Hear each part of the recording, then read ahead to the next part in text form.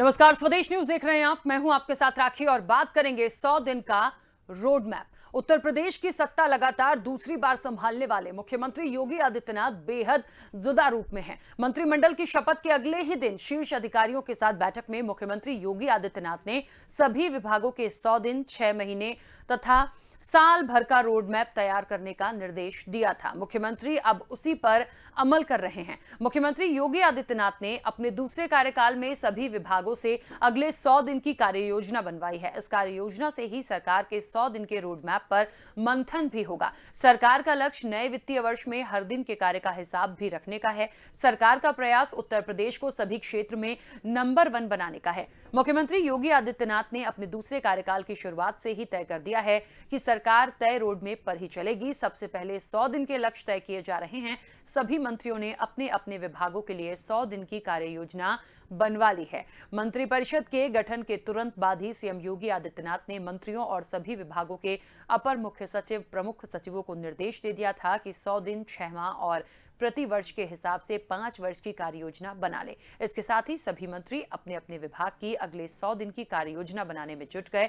सभी की काफी तैयारियां हो चुकी हैं और सीएम योगी आदित्यनाथ खुद एक एक विभाग की कार्य योजना देखेंगे। वो कार्य योजना की समीक्षा करेंगे और अगले 100 दिन के लिए क्या क्या काम निर्धारित किए हैं, एक एक काम की उपयोगिता की जानकारी लेंगे और जरूरत के अनुसार उसमें संशोधन कराएंगे। मुख्यमंत्री कार्य योजना के हिसाब से अगले 100 दिन के लिए मंत्री और अधिकारियों के लिए लक्ष्य भी तय करेंगे। उसी के आधार पर 100 दिन के बाद क्रमवार सभी के कामकाज की समीक्षा की जाएगी।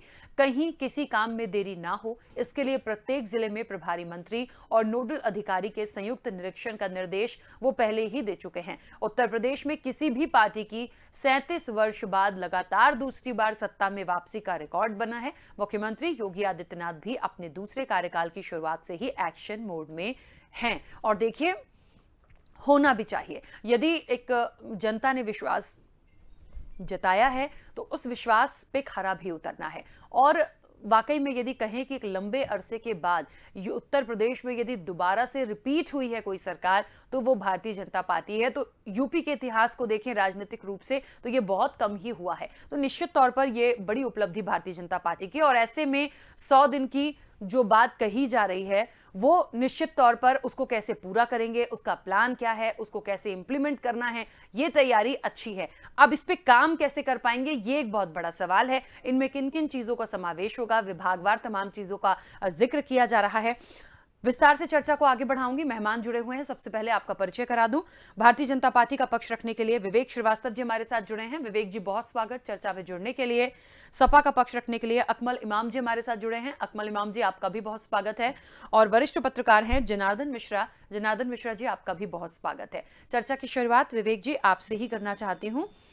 100 दिन का रोड मैप, और जिस तरीके से प्रभारी मंत्री भी बन गए हैं, तमाम चीजें बन गई हैं, एक टीम बन गई है, विभागवार चर्चा की जाएगी, विभागवार पूरा रोड मैप बन जाएगा। सीएम योगी आदित्यनाथ खुद एक एक विभाग लेकर वो तमाम चीजों को एक पूरा ब्यौरा मतलब देखा जाएगा। इसको कैसे कर पाएंगे, किन किन चीजों को महत्वपूर्ण रूप से शामिल किया गया है, और ऐसा करने से कितना ज्यादा फायदा होगा पार्टी प्लस उत्तर प्रदेश की अर्थव्यवस्था? देखिए राखी जी, उत्तर प्रदेश दुनिया का उतनी आबादी को अपने यहाँ निवास कराने वाला प्रदेश है। 6ठे नंबर की जनसंख्या उत्तर प्रदेश में निवास करती है, और उत्तर प्रदेश में अभी तक किसी को भी जो 37 वर्षों का रिकॉर्ड है, किसी पार्टी को रिपीट नहीं किया। और ये अवसर योगी आदित्यनाथ जी को उत्तर प्रदेश की जनता ने दिया है। उनको, उनकी सरकार को, उनकी टीम को दोबारा से उत्तर प्रदेश की जनता ने उत्तर प्रदेश की सेवा का अवसर दिया। सरकार के कंधों पे जो जनता ने अपने विश्वास की जिम्मेदारी डाली है, उसको सरकार और सरकार में बैठे लोग बखूबी समझ रहे हैं। हम जनता के प्रति सरकार को जवाबदेह बनाना चाहते हैं। 100 दिन की कार्य योजना, 6 महीने की कार्य योजना और साल हो सकता है। एक लक्ष्य निर्धारित कार्यक्रम बना लिए गए हैं और उन लक्ष्य निर्धारित कार्यक्रमों के अनुसार सरकार चलेगी। उसमें जो कुछ कम ज्यादा होगा, जो सुधार करने की होगी, वो स्वयं योगी आदित्यनाथ जी उसको निरीक्षण करेंगे, उसमें उनके हिसाब से जो कुछ संशोधन होना होगा किया जाएगा और सरकार जनता के प्रति जवाबदेह होते हुए आगे बढ़ेगी। जिस तरह से हम लोग ने पिछले चुनाव में देखा, जनता ने हमें किन किन योजनाओं पे, किन किन कार्यों के कारण जनता का रुझान हमारी तरफ रहा, उस चीज को समझते हुए उस दिशा में प्रदेश सरकार आगे बढ़ेगी और जितना भी हमारा सारा प्रयास ये रहेगा कि समाज के अंतिम पायदान पे खड़े व्यक्ति तक सरकार की योजनाओं का लाभ सुचारू रूप से पहुंचे और उसको लगे कि हाँ, सरकार हमारे हित में हमारे साथ खड़ी है और हमारे लिए काम कर रही है। ठीक है अकमल इमाम जी, 100 दिन का रोड मैप और लगातार जिस तरीके से तमाम बातें की जा रही हैं, क्या लगता है कितना ये सफल हो पाएंगे? अकमल इमाम जी, मेरी आवाज पहुंच रही है? चलिए जनार्दन जी, मेरी आवाज पहुंच रही है आप तक? जनार्दन जी, मेरी आवाज पहुंच रही है आप तक? हेलो जनार्दन जी, मेरी आवाज पहुंच जी रही है जी, आप तक? आपकी आवाज आ रही है जी, जिस तरीके से 100 दिन का रोड मैप उत्तर प्रदेश में और जब से शपथ ग्रहण हुआ है एक्टिव मोड में नजर आए सीएम योगी आदित्यनाथ और तमाम तरह से जो अब विभागवार सबको जिम्मेदारी दी गई है, कहा गया है कि 100 दिन में और पूरी चीजों का ये समझ लिए कि अभी से ये 100 दिन मतलब आने वाले समय के 5 साल तक की पूरी कार्य योजना बना लें, उसके अकॉर्डिंग काम करना है क्योंकि जनता ने बड़ा जनादेश दिया है और दूसरी बार वापसी हुई है, तो ये बड़ी बात है उत्तर प्रदेश के लिए। क्या लगता है, क्या ये प्लान सही है? इसके अकॉर्डिंग सफल हो पाएंगे? और ये 100 दिन का जो रोड मैप है, क्या ये किस तरह से काम कर पाएगा? देखिए, भारतीय जनता पार्टी का दोबारा इस बार सरकार बनाना हो, वो भी बहुमत से इतने अच्छी तरीके से बनाना, ये स्पष्ट करता है कि जनता के लिए जो उन्होंने लाभकारी योजनाएं जो शुरू करी थी, उसका इनको फायदा मिला है और ये चीजें बिल्कुल स्पष्ट हो चुकी हैं कि जनता के लिए अगर आप उत्तरदायी हैं, जनता के लिए कार्य करते रहेंगे, तो फिर जो भी विपक्ष है या विरोधी है वो आपके ऊपर जो भी आरोप लगाते हैं उनका कोई इतना प्रभाव नहीं पड़ेगा। उसी चीज को ध्यान में रखते हुए योगी आदित्यनाथ जी ने इस बार 100 दिन का पहले रोड मैप बनाया, फिर साल भर का और फिर पूरे कार्यकाल को आपका लेखा जोखा देना पड़ेगा। देखिए, जो एक पहले कल्चर होता था एमएलए कल्चर, जिसमें आप गाड़ियां लेके घूमते थे, जिसमें आप पूरे क्षेत्र में आप एक तरीके से एक जो आपका एक भोकाल बनता था, जो देशी भाषा में कहते थे, उस चीज को छोड़कर योगी आदित्यनाथ जी ने स्पष्ट किया है कि इस बार काम करने वालों को ही मौका जनता देती है, इसीलिए जनता के बीच में रहकर आप अपने कार्यों को पूरा करें और उत्तरदायित्व के साथ में उसको संपूर्ण करने का प्रयास करें। ठीक है अकमल इमाम जी, मेरी आवाज पहुंच रही है? चलिए विवेक जी के पास वापस आएंगे। विवेक जी, जिस तरीके से पूरे विभागों का बंटवारा हो गया है, किसको कैसे देखना है, किसको कैसे काम करना है, टीम बन गई है, योगी आदित्यनाथ खुद एक एक विभाग लेके बैठे हैं, प्रभारी मंत्री तमाम जगहों के लिए बनाए गए हैं। इन सब काम को करने के लिए मुझे लगता है वक्त भी होगा, 100 दिन का रोड मैप बनाना है और बहुत सारी चीजों का इसमें समावेश है। आने वाले समय के लिए क्या माने, क्योंकि अभी तो लोकसभा भी पड़ेगा, वो तैयारी भी मानी जा सकती है कि निश्चित तौर पर यदि अभी से ये तमाम चीजें शुरू करते हैं तो वहां सफलता मिले। और फिर मुझे ऐसा लग रहा है कि ये एक पूरी जो तैयारी है ये और आने वाले आगे 5 साल के बाद की तैयारी।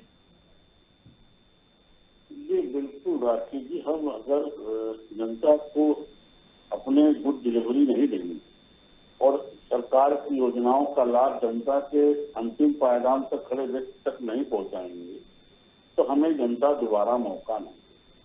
इस 37 सालों के बाद उत्तर प्रदेश की जनता ने किसी सरकार को दोबारा मौका दिया, एक छोटी मोटी नहीं, बहुत बड़ी बात। मैं बार बार कह रहा हूँ, विश्व की 6 नंबर की आबादी उत्तर प्रदेश में निवास करती है। उत्तर प्रदेश को एक प्रदेश मानकर के मत देखिए, अपने आप में एक देश है।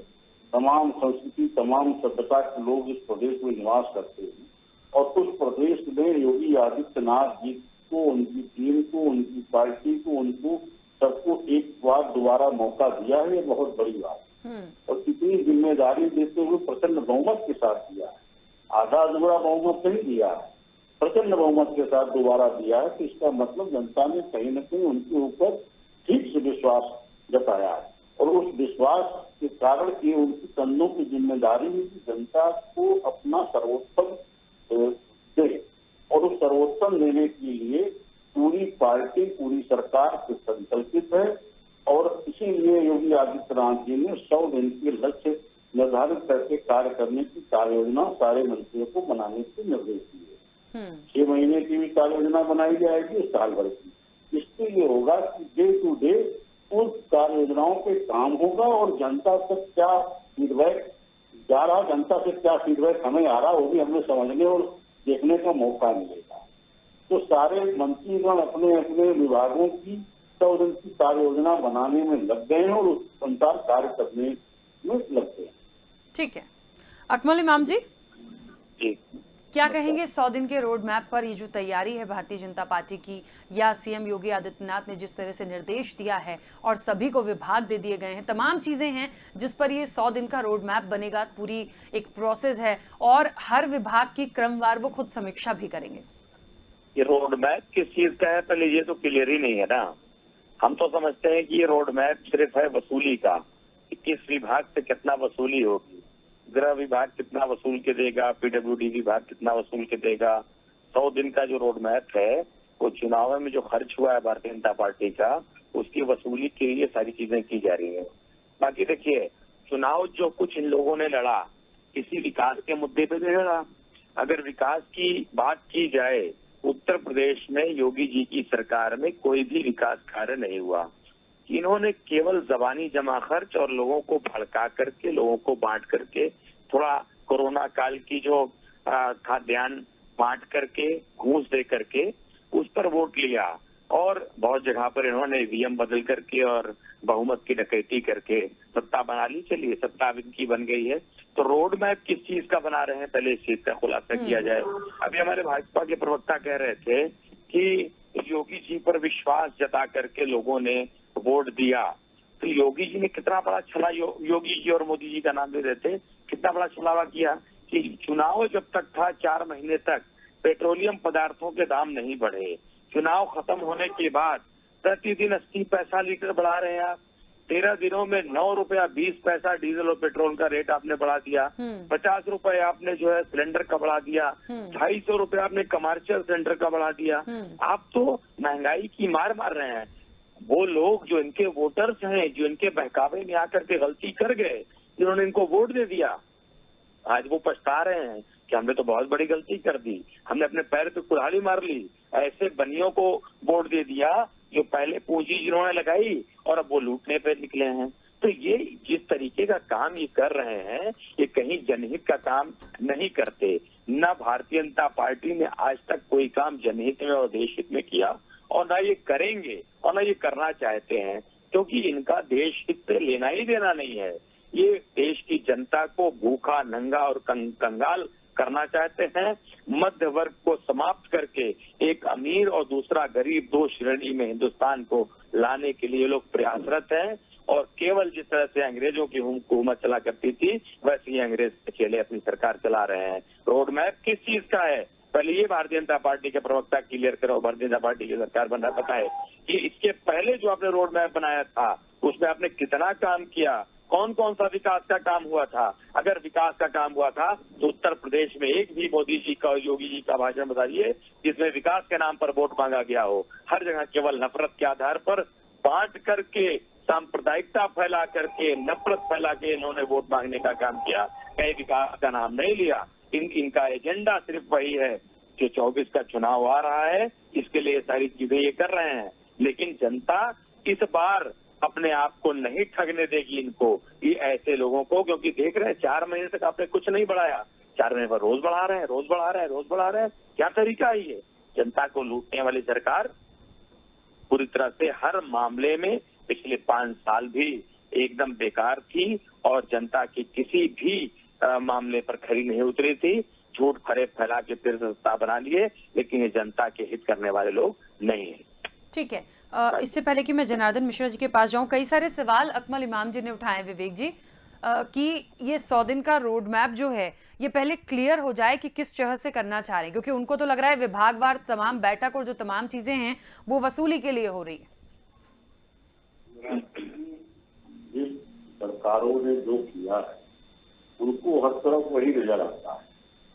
तो जो समाजवादी पार्टी के लोगों ने सरकार में रहते किया है उनको लग रहा है कि सब उसी तरह से काम करते होंगे, तो इसलिए उनकी बात मैं समझ सकता हूँ, क्योंकि उन लोगों की वही विचारधारा है, लूटने की, कब्जा करने की और भूमाफियाओं को संरक्षण देने की, अपराधियों को संरक्षण देने की, थानों की दलाली करने की। तो उसी कुछ मानसिकता से परे वो सोच सकते हैं, ना कुछ उसका उनका चिंतन है। भारतीय जनता पार्टी का जो चिंतन है वो इससे बहुत इतर है। हम राजनीति में सेवा के लिए आते हैं, लूटने के लिए नहीं आते। तो दोनों पार्टियों की विचारधारा में जमीनी तौर पर बहुत बड़ा अंतर है। तो मैं उनकी जो भी प्रक्रिया इस पर मैं उसकी बात को समझ सकता हूँ तो क्या बोल रहे हैं, उनका क्या दृष्टिकोण है। भारतीय जनता पार्टी का जहाँ तक सवाल है, जो जनता ने हमें मैंडेट दिया है, प्रचंड बहुमत दिया है। पहले तो बार बार मैं कहना चाहूंगा कि अकमल इमाम जी, उत्तर प्रदेश की जनता ने जो जनमत दिया उसका सम्मान करना चाहिए। आपके नेता ने तो जनमत का सम्मान किया, आप भी अपने बयानों में उस जनमत का सम्मान करना चाहिए। जनता के जनमत का सम्मान कर रहे हैं, लेकिन लूट का नहीं कर सकते ना। जो आपने लूट लिया, जनता के जनमत को जो आपने लूटा, वो तो सम्मान आपने गिराया। आपने जनता के वोट को छीना, तो कैसे वो सम्मान हम आपको दें? तो जनता उसकी हकदार है। जनता ने वोट दिया, समाजवादी पार्टी के पक्ष में दिया।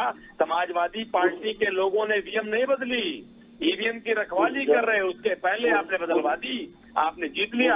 आपने एमएलसी के चुनाव में भी वही किया, आपने पर्चा छीन करके आप गुंडागर्दी की बात करते हैं। आपने उदयवीर सिंह का पर्चा किस तरीके से छिनवाया, पूरे उत्तर प्रदेश में, पूरे देश ने देखा कि भारतीय जनता पार्टी के गुंडे कैसे पुलिस के सामने पर्चा छीनते हैं। आपने 7 जगहों पर पर्चा नहीं भरने दिया। एमएलसी के चुनाव में आपने जो गुंडागर्दी की है पूरे प्रदेश से देखा है। गुंडे माफियाओं का संरक्षण भारतीय जनता पार्टी करती है। आपकी सरकार में गुंडे माफिया मंत्री बनते हैं। ठीक है, आपकी एक-एक सरकार करके में बोलिए गुंडे प्लीज। माफिया विधायक बने हुए हैं, सांसद बने हुए हैं। यहाँ तक कि आतंकवाद में जेल भेजी गई और जमानत पर छूटी प्रज्ञा ठाकुर आपकी सांसद है। आपको तो बोलने का अख्तियार नहीं है भ्रष्टाचार, गुंडागर्दी और माफियागिरी पर। भारतीय जनता पार्टी के लोगों में माफिया से लेके आतंकवादी तक है, जो सांसद भी हैं, विधायक भी हैं, मंत्री भी हैं। क्या बात करेंगे आप लोग, भारतीय जनता पार्टी के लोग? ठीक है, अकमल इमाम जी, 1 मिनट। आपने अगर अपनी बात बोलिए और जवाब दे लीजिए।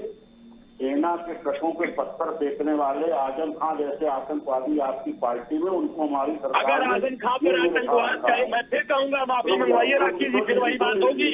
राखी जी, अगर आजम खान पर आतंकवाद का केस होगा तो देखिए, मुझे ऐसा लगता है ये कई बार हो चुका है। भारतीय जनता पार्टी यदि आतंकवादी कह रही है उनको, तो फिर स्पष्ट कर दें और जल्दी कर दें, क्योंकि ये विषय ना आजम खान पे है ना आतंकवादियों पर है।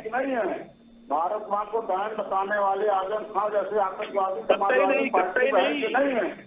सब झूठे लोग आप लोग। भारतीय जनता पार्टी का मतलब बहुत झूठे लोगों की पार्टी। जवाब सुन लीजिए जरा सा। भारतीय झूठा पार्टी। आपके प्रधानमंत्री मन से झूठ बोलते हैं, ये 15 लाख देंगे, झूठ बोलते हैं। ठीक है, चलिए अकमल इमाम जी और विवेक जी, झूठों की जमात है। ठीक है, चलिए भाजपा झूठों, जनार्दन जी जुड़े हुए हैं, उनका पक्ष आने दीजिए। भाजपा झूठों की जमात है, झूठ बोलते हैं ये लोग। 15 लाख का है मोदी जी वाला, पहले 15 लाख दिलवाइए, नहीं बताइए आपका नेता झूठा है। जनता को 15 लाख दिलवाइए या कहीं मोदी झूठ बोलते हैं। विवेक जी और अकमल इमाम जी प्लीज चुप हो जाइए। जनार्दन मिश्रा जी का पक्ष आ जाने दीजिए, वरिष्ठ पत्रकार हैं वो। जनार्दन मिश्रा जी, ये चर्चा पक्ष विपक्ष है, चलता रहेगा, नोकझोंक चलती रहेगी, लेकिन ये जो हम 100 दिन का रोड मैप डिस्कस कर रहे हैं या जो भी बातें यहाँ आ रही हैं, क्या लग रहा है कि वाकई ये लोकसभा की तैयारी है और आने वाले समय के लिए अभी इसको ही कंप्लीट करना है, इसीलिए ये एक्टिविटी दिख रही है, या कुछ और समझें? देखिए राखी जी, भारतीय जनता पार्टी सबसे बड़ी पार्टी, पॉलिटिकल पार्टी है और वो हमेशा चुनावी मोड में रहती है।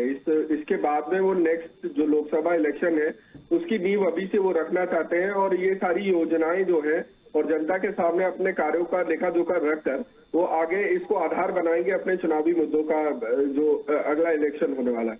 तो ये रोड मैप एक अच्छा प्रयास है। अगर सभी लोग एक अच्छा एक विकास का मॉडल देते हैं कि 100 दिन में हम यहाँ तक पहुंचेंगे और साल भर में हम ये अचीव करेंगे, तो एक अच्छी चीज है, एक अच्छा प्रयास है। अगर उसको उसी तरीके से पूरा कर लिया जाता है तो जनता के लिए भी भलाई की बात होगी। प्रदेश के विकास की जो इन्होंने दावे किए हैं, जो उन्होंने जो वो किया है, वो उसको भी पूरा करने में मदद मिलेगी।